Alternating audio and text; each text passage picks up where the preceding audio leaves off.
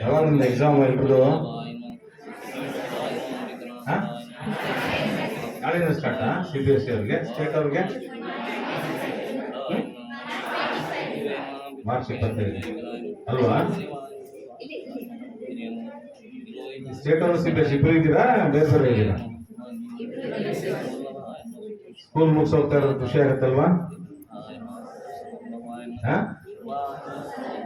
ಸುಳ್ಳು ಹೇಳ್ಬಾರ್ದು. ಸಾಕಪ್ಪ 10 ವರ್ಷ ಇದ್ವಿ, ಬಹಳ ಗೋಳೆ ಕೊಡ್ತಾ ಇದ್ರು ಟೀಚರ್ಸ್ ಎಲ್ಲ, ಆರಾಮ್ ಅನ್ಸುತ್ತಲ್ವಾ? ಯಾವಾಗ್ಲೂ ಜೀವನ ಹೆಂಗೆ ಅಂದ್ರೆ, ನಾವು ಹೋಟ್ಲಿಗೆ ಹೋಗ್ತೀವಿ, ನಾವು ತಿಂಡಿ ಆರ್ಡರ್ ಕೊಡ್ತೀವಿ ಅಲ್ವಾ? ಯೂಶಲಿ ಏನು ಆರ್ಡರ್ ಕೊಡ್ತೀವಿ ನಾವು? ಬಹಳ ಸರಿ ಮಕ್ಕಳು ದೋಸೆ ಹೇಳ್ತೀವಲ್ವಾ?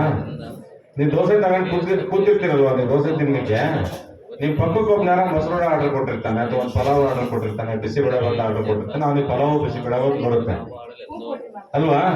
ನಿಮ್ಗೇನ್ ಅನ್ಸುತ್ತೆ ಪ್ರಾಮಾಣಿಕವಾಗಿ? ಏನ್ ಅನ್ಸುತ್ತೆ?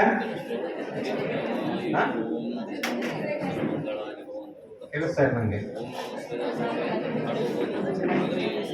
ಎಲ್ಲರೂ ಹೇಳಿದ್ರೆ ಗೊತ್ತಾಗಲ್ಲ, ಗುಂಪ ಗೋವಿಂದ ಅನ್ಸುತ್ತೆ. ಒಬ್ಬರೇ ನಿಂತ್ಕೊಂಡು ಹೇಳಿ ಏನ್ ಅನ್ಸುತ್ತೆ ಅಂತ ಎಲ್ಲರೂ ಪರವಾಗಿ.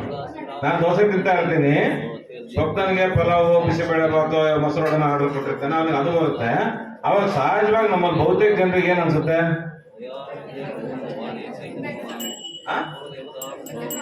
ಅದನ್ನ ಹೇಳಿದ್ರೆ ಚೆನ್ನಾಗಿತ್ತು ಅನ್ಸುತ್ತಲ್ವಾ? ಸಹಜ ಹಂಗ ಅನ್ಸುತ್ತಲ್ವಾ? ನೀವ್ ಬಿಸಿಬೇಳೆ ಭಾತು ಆರ್ಡರ್ ಕೊಟ್ಟಿದ್ರೆ ಅವ್ನ್ ಪಲಾವ್ ಹೇಳಿದ್ದ ಅಥವಾ ಅವ್ನ್ ದೋಸೆ ಹೇಳಿದ ನಮ್ಗೆ ದೋಸೆ ಬೇಕು ಅಂತ ಅನ್ಸುತ್ತೆ. ಯಾವಾಗ್ಲೂ ಮನುಷ್ಯನ ವ್ಯವಸ್ಥೆ ಹೆಂಗೆ ಅಂದ್ರೆ, ನಮ್ಮ ಹತ್ರ ಏನಿದೆ ಅಲ್ವಾ, ಅದಕ್ಕಿಂತ ನಮ್ಮ ಹತ್ರ ಏನ್ ಇರಲ್ಲ, ಪಕ್ಕದ ಕೈಲಿ ಏನಿರುತ್ತಲ್ಲ ಅದನ್ನ ನೋಡಿ ನಾವು ಖುಷಿ ಪಡ್ತೀವಿ. ಅದ ನಂಗೆ ಇದ್ರೆ ಚೆನ್ನಾಗಿತ್ತು ಅಂತ.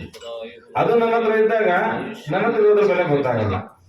ಹಂಗೆ ನಾವು ಎಲ್ಲಿದೀವಲ್ಲ, ಈ ಶಾಲೆ ಇರ್ಬೋದು ಅಥವಾ ಮನೆಗಳು ಇರ್ಬೋದು, ಅದೊಂದು ಕುಟುಂಬ ವ್ಯವಸ್ಥೆ ಇರ್ಬೋದು, ಅಲ್ಲಿ ನಮಗೆ ಯಾವ್ದು ನಮ್ ಜೊತೆಗಿದೆ ಅದು ನಮ್ಗೆ ಖುಷಿ ಅನ್ಸಲ್ಲ. ನಮ್ಮ ಹತ್ರ ಯಾವ್ದಿರಲ್ಲ ಅದು ಖುಷಿ ಅನ್ಸುತ್ತೆ.